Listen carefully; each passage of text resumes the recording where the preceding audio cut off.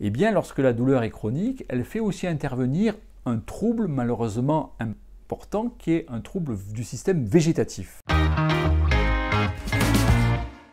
Au cours des douleurs chroniques du pelvis ou du périnée, quelle qu'en soit la cause, que ce soit dû à une atteinte neurologique, une endométriose ou d'autres causes après des traumatismes chirurgicaux ou d'accouchement, eh bien lorsque la douleur est chronique, elle fait aussi intervenir un trouble malheureusement important qui est un trouble du système végétatif.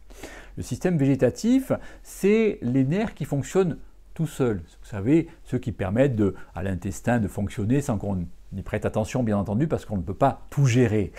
Et ce système dit végétatif ou autonomique se dérègle lorsqu'il y a de la douleur chronique. Par exemple, au niveau du rectum ou du vagin, il peut y avoir des anomalies de la sensation des muscles du vagin ou du rectum. Il peut y avoir aussi cette sensation qu'il y a un corps étranger, une boule, alors que bien entendu, il n'y a rien du tout. Ça, c'est quelque chose qui est d'origine dysvégétative, c'est-à-dire un trouble du fonctionnement végétatif. Il peut y avoir également, dû au trouble du système végétatif, des œdèmes, des gonflements alors qu'il n'y a rien. Parfois même des phénomènes inflammatoires. On n'y comprend plus rien parce qu'il y a bien entendu, il n'y a pas d'infection. C'est dû au système végétatif qui se dérègle lors de la douleur chronique.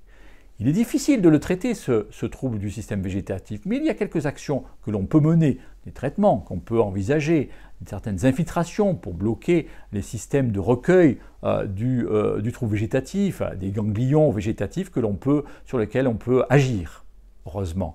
Et c'est donc pourquoi il est important de les diagnostiquer et de pouvoir les isoler et ne pas les prendre pour d'autres pathologies qui sont différentes.